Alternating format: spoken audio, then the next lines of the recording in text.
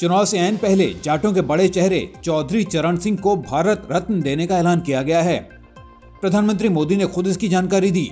चरण सिंह के पोते और आरएलडी नेता जो अभी इंडिया अलायंस में हैं, जयंत चौधरी ने पीएम मोदी के बयान पर लिखा, दिल जीत लिया। वैसे भी चर्चाएं चल रही हैं कि जयंत चौधरी और बीजेपी की डील हो चुकी है और वो जल्द ही इंडिया अलायंस छोड़कर बीजेपी के साथ चुनाव लड़ने का ऐलान कर सकते हैं। वैसे प्रधानमंत्री मोदी ने पूर्व प्रधानमंत्री और कांग्रेस नेता पीवी नरसिम्हा राव को भी भारत रत्न देने का ऐलान किया।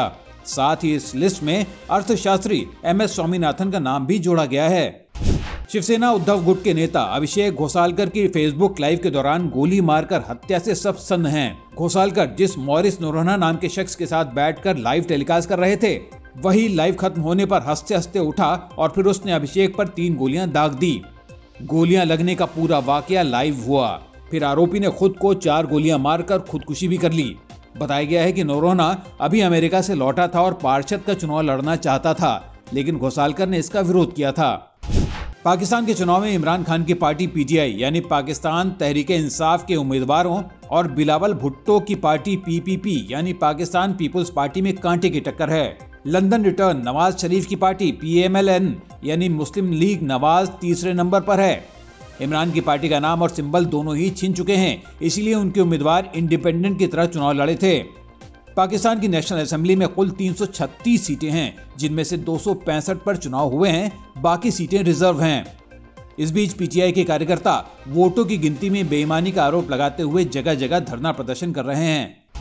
विराट कोहली और अनुष्का शर्मा अपना दूसरा बच्चा एक्सपेक्ट नहीं कर रहे हैं। दक्षिण अफ्रीका क्रिकेट टीम के पूर्व कप्तान एबी डिविलियर्स ने अपनी गलती मानते हुए ये बयान जारी किया है।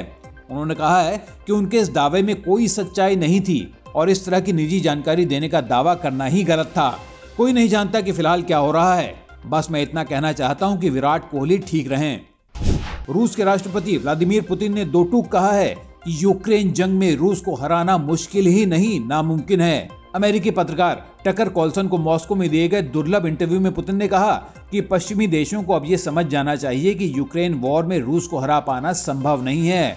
जब उनसे ये पूछा गया कि क्या रूस पोलैंड या लातविया जैसे दूसरे देशों पर हमला करने की सोच रहा है, पुतिन ने जवाब में सिर हिलाया, कहा कि रूस को पोलैंड या लातविया या किसी भी दूसरे देश में कोई दिलचस्पी नहीं है।